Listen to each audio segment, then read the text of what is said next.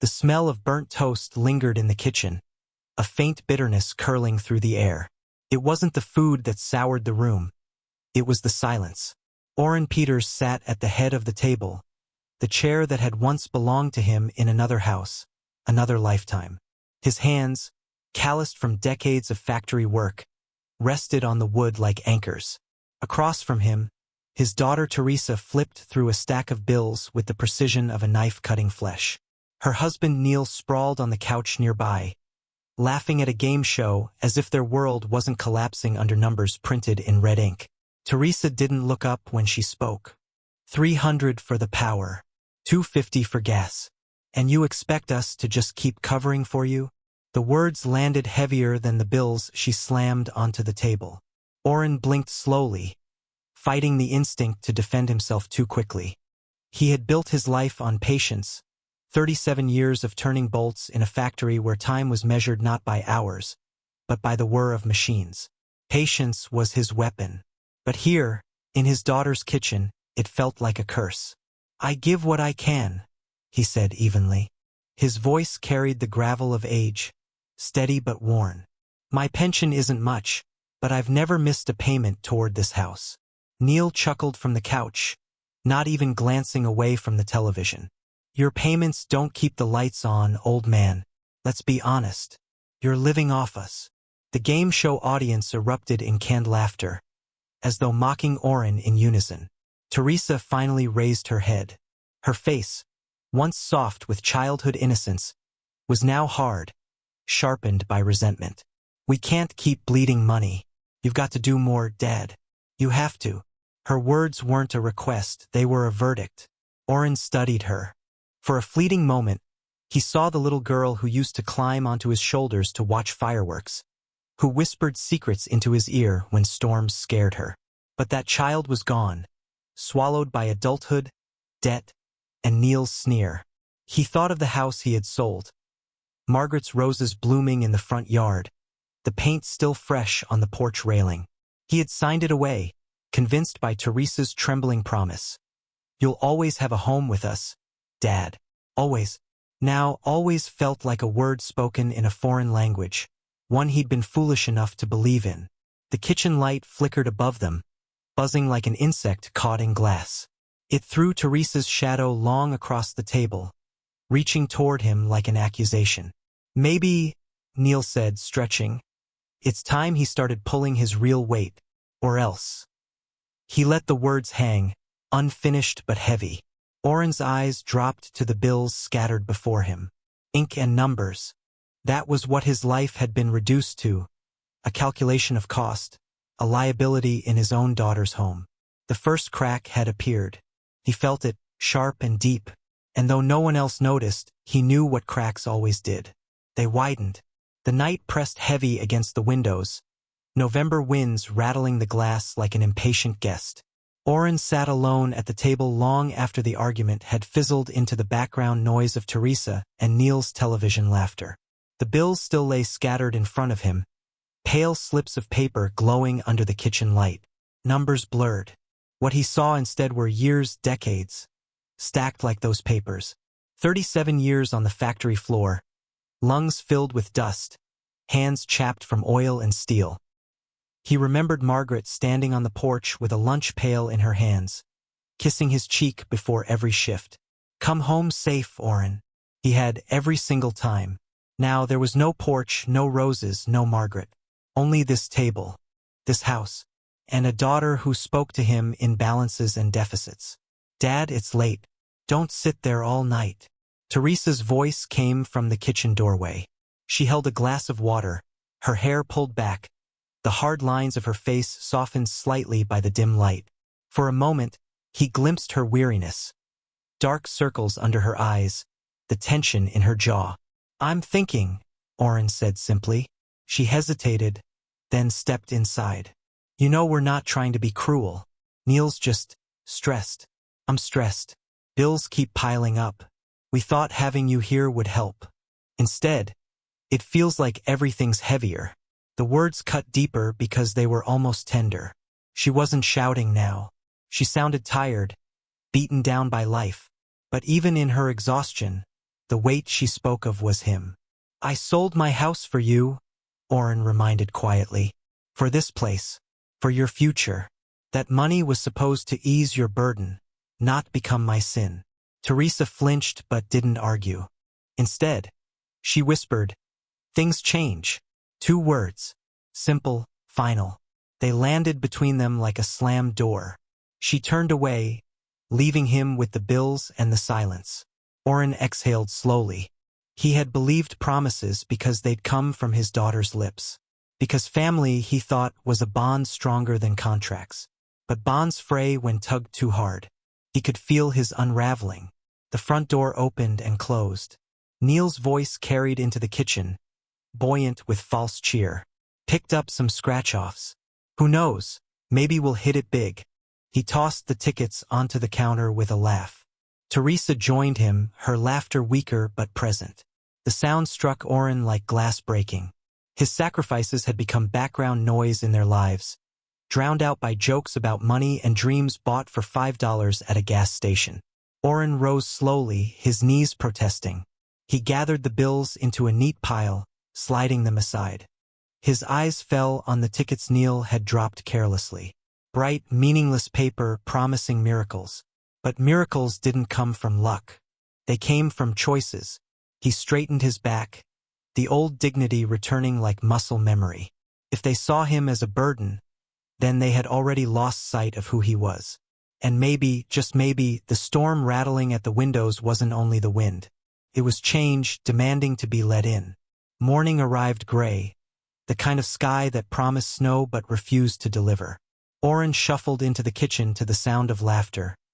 Sharp, brittle, the kind that never reached the heart. Teresa and Neil sat at the table, a pile of lottery tickets between them like playing cards in a rigged game.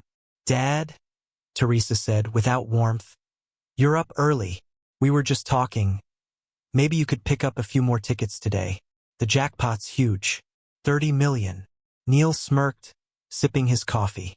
"Might as well be useful, eh? You've got time. Nothing else to do." The words hit like cold water, but Oren didn't flinch. He had endured worse. Still, something in Teresa's eyes, an expectation, almost a dare, held him in place. She pulled a crumpled $5 bill from her purse and slapped it on the counter. "Here, grab a Powerball ticket. Maybe this time you'll bring luck into the house." The bill lay between them, wrinkled and small. Oren stared at it, the weight of humiliation pressing down like a stone. A man who had once handed them a check for $150,000 was now handed $5 like a child sent to fetch bread. For a moment, silence swallowed the kitchen. Neil chuckled, breaking it. "Don't buy the cheap ones. Get something decent. Who knows? Maybe you'll finally pay us back." The remark stung sharper than any insult before. Pay them back? As though his decades of sacrifice were a loan left unpaid. Oren's hand closed over the bill slowly, deliberately. The paper felt fragile, thin, yet heavier than steel. He tucked it into his coat pocket, his face unreadable. "Fine," he said. "I'll get your ticket." No one noticed the quiet shift in his voice, the resolve buried under calm.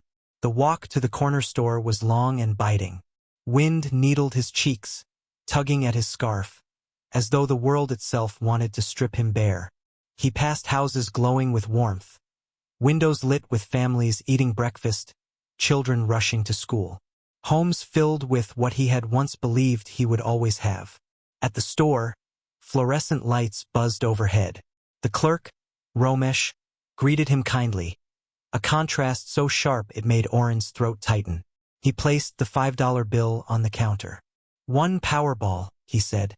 Then, after a pause, he added quietly, "And 2 more. Quick picks. In my name." The printer whirred, spitting out slips of paper. 3 tickets. 3 futures. Oren folded them carefully, sliding one into his breast pocket, the other 2 into his wallet. Teresa's ticket was safe, carrying her name. But the others, those belonged to him, stamped in ink no one could erase. As he stepped back into the cold, the sky finally surrendered. Snowflakes drifted slowly, silently, falling like tiny pieces of truth. For the first time in years, Oren felt something stirring beneath his ribs. Not humiliation, not despair, possibility, and with it a quiet fire. The days that followed carried a strange electricity, as though the house itself could sense what was coming. Teresa and Neil grew giddier with each mention of the lottery.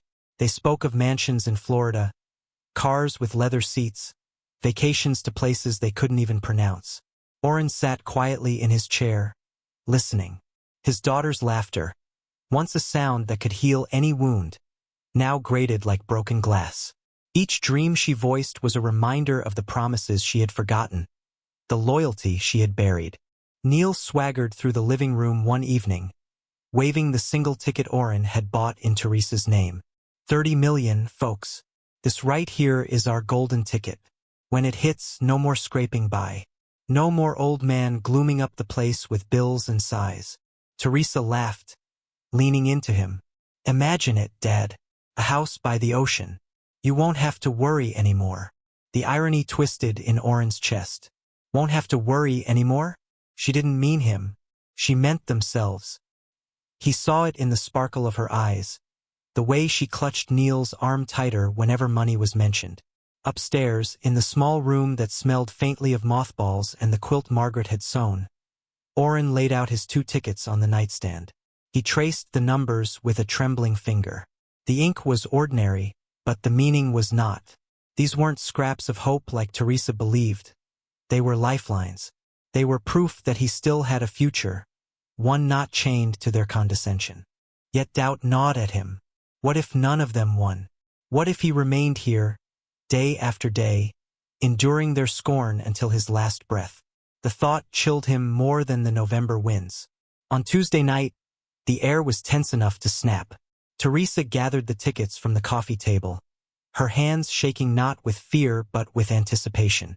Neil poured 2 glasses of cheap champagne, the cork clattering to the floor like a victory drum. Dad, Teresa said, almost mockingly, you ready to see us become millionaires? Oren nodded once, his face unreadable. His chest ached with the weight of secrets. 2 slips of paper tucked safely in his wallet, waiting like coiled springs. The television flickered, the lottery host's voice booming with artificial cheer. Good evening, ladies and gentlemen.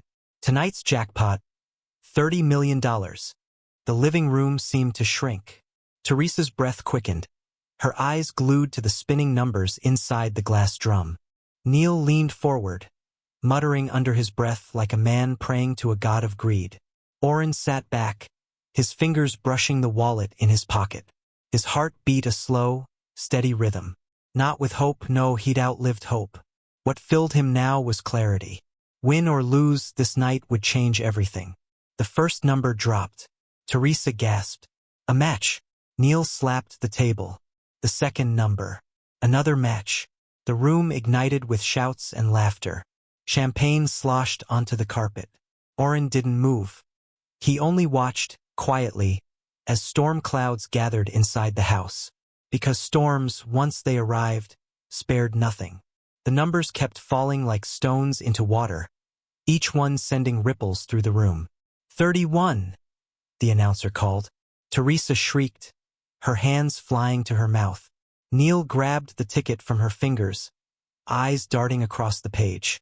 42. Neil's voice cracked. That's 4. For numbers. We're in it, Tess, we're really in it. Champagne sprayed across the couch as he jumped to his feet. Teresa's laughter turned into wild sobs, equal parts hysteria and ecstasy. 58. Silence. A stunned silence so heavy it crushed the air. Teresa's lips trembled. Neil blinked, reading the ticket again and again as though his eyes betrayed him. That's 5. His voice was a whisper. Then louder. That's 5 numbers, Teresa. 5. The announcer paused, letting the moment stretch like a blade over the crowd. And tonight's Powerball is 12. Teresa collapsed to her knees. Neil's howl split the air. He clutched the ticket to his chest, spinning in circles like a man possessed. We did it. We did it. 30 million. We're rich. Teresa grabbed her father's hands, pulling him toward the light of the television. Dad, Do you understand? No more bills. No more worries. We're saved. Her tears gleamed. Her voice fevered. Neil's laughter curdled into cruelty. He tossed his head back, still gripping the ticket. And we don't need you anymore, old man. You hear that? You're free of us. We're free of you. No more pity pension. No more dragging us down. Teresa looked at him, startled, then turned back to Oren. Her joy hardened into something colder. He's right. This changes everything. The words sliced deeper than any knife. Oren rose slowly from his chair. He looked at them. Their flushed faces, their hungry eyes, the way greed had transformed them into strangers, and something inside him settled. Let me see the ticket, he said softly. Neil barked a laugh. What, you want to touch history before you're out the door? Teresa, still trembling, pressed the ticket into her father's palm. Here, Dad, just look at it. 30 million. Oren studied it. The ink was still fresh, the numbers aligned in impossible perfection. But his eyes weren't on the numbers. They were on the small block of print beneath. The name.